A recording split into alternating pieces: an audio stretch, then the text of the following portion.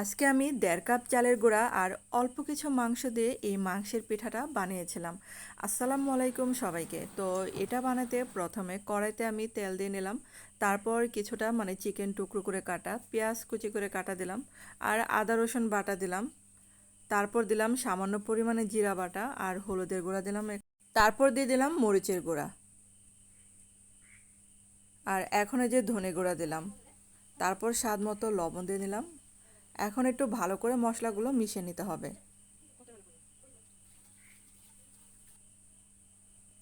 আর এখন আমি কিছুটা গরম মশলা গুঁড়া দিয়ে দিলাম।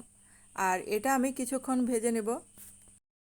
আর কিছুক্ষণ ভাজার পর এখানে আমি অল্প পরিমাণে পানি দিয়েছিলাম। তারপরে যে ঢাকনা দিয়ে কিছুক্ষণ সিদ্ধ করে নেব। আর এটা দেখেন পানিটা একদম টেনে আসছে, তো এটা কিন্তু রান্না হয়ে গেছে। আর এখন আমি ডো তৈরি করে নেব। তার জন্য এখানে 2 কাপ দিলাম পানি। আর এখন দিলাম স্বাদ মতো লবণ, হলুদের গুঁড়া দিলাম। আর এটা যখন ভালো করে বলক আসবে তখন এখানে আমি 1.5 কাপ শুকনো চালের গুঁড়া দিয়ে দিলাম। আর এটা পানির সাথে ভালো করে মিশিয়ে নিতে হবে। তারপর এটা আমি চুলাটা বন্ধ করে দিয়েছি, ঢাকনা দিয়ে ঢেকে রাখবো 5 মিনিটের জন্য। আর এটা যখন হালকা একটু ঠান্ডা হয়ে আসবে তখন হাতে একটু পানি দিয়ে আমি যে ডো তৈরি করে নেব। আর এটা কিন্তু একটু গরম অবস্থায় করতে হবে, এটা একদমই ঠান্ডা করে করা যাবে না। আর এখানে আমি অল্প অল্প করে ডো নিচ্ছি। তারপর একটা ডো নিয়ে আমি একটা রুটি বানিয়ে নেব। আর সাথে একটু চালের গুঁড়া নিয়ে নিলাম। আর আপনাদের কাছে ছোট্ট একটা রিকোয়েস্ট, যারা আমার চ্যানেলে আজ নতুন ভিডিও দেখছেন কিন্তু চ্যানেলটাকে এখনও সাবস্ক্রাইব করেনি, তাদের কাছে প্লিজ অনুরোধ রইল চ্যানেলটাকে সাবস্ক্রাইব করে আমার পাশে থাকতে পারেন। তারপর দেখেন একটা রুটি বানিয়ে নিয়েছি। আমরা যেরকম এই যে রুটি খাই সেরকমই, একটু মোটা হলে ভালো, সামান্য পরিমাণে মোটা। আর এখন যে সমোসার মতো আমি ভাঁজ নিয়ে নিচ্ছি। আর আমরা যে অনেক সময় যে পানের যে খিলিটা বানাই সেরকম করে এই পিঠাটা বানাতে হয়। তারপর সাথে একটু সাইড দিয়ে একটু পানি লাগিয়ে নিতে হবে। আর পানি লাগিয়ে নিলে সহজে আর কি খোলে না, কারণ এটা যেহেতু বানাতে বানাতে শুকিয়ে যায়।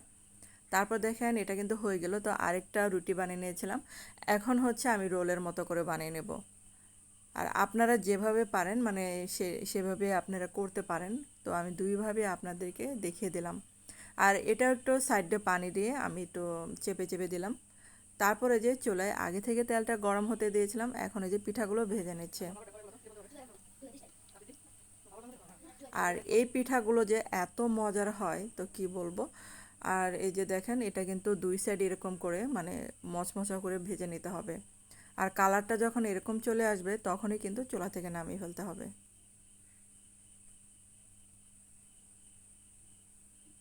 তো হয়ে গেল আমার রান্না করা মুরগির মাংসের পিঠা। আর আপনারা চাইলে এটা কিন্তু গরু মাংস দিয়েও এই পিঠাটা বানাতে পারেন। আর এই পিঠাটা কিন্তু দেখেন 1.5 কাপ চালের গুঁড়া দিয়ে অনেকগুলো আমার পিঠা হয়েছিল।